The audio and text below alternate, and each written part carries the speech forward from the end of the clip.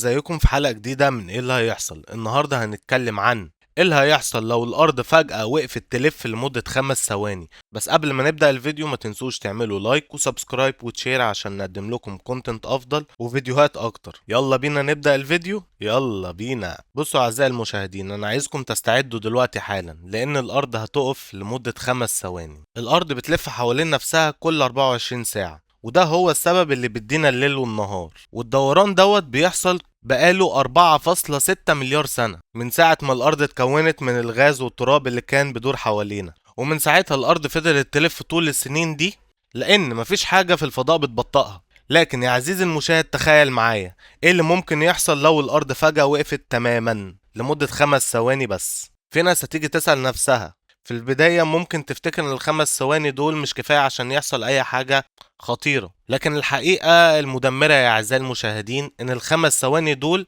هيبقوا كارثة عظمى على الكرة الارضية اللي احنا عايشين فيها. اول حاجة وبالصلاة على النبي كده، الغلاف الجوي هيبقى لسه بيتحرك حتى لو الارض نفسها وقفت. وده معناه يا اعزائي المشاهدين ان في اماكن زي خط الاستواء الهواء هتوصل سرعته لارقام خرافية، حوالي 1670 كيلومتر في الساعة او 1073 ميل في الساعة. والمصيبة ان الرياح دي مش هتشيلك انت بس من مكانك، لا دي هتخلع سطح الارض نفسه، متخيل؟ وبرضه المباني كلها هتتخلع من اساسياتها، وبرضه العربيات هتطير في الهواء، وحتى المباني المسلحة بالحديد مش هتقدر تمسك نفسها. مفيش مكان هتقدر تستخبى فيه من الرياح دي نهائي، عشان الرياح دي هتمسح اي حاجة قدامها. بس المصيبة ان الكارثة مش هتقف هنا وبس، لا، في حاجة اسمها القوة الطاردة المركزية اللي بتسببها دوران الارض، دي هتتشال. والعواقب بقى ايه؟ الكوكب بتاعنا هيبدأ ياخد شكل كروي تماما. كل المية اللي كانت متجمعة حوالين خط الاستواء هتندفع باتجاه القطبين وهتكون حتة تسونامي كبير جدا. وبعد 5 ثواني بعد ما الارض تبدأ تلف تاني، المية هترجع تندفع في الاتجاه العكسي، وده هيعمل موجة تانية مدمرة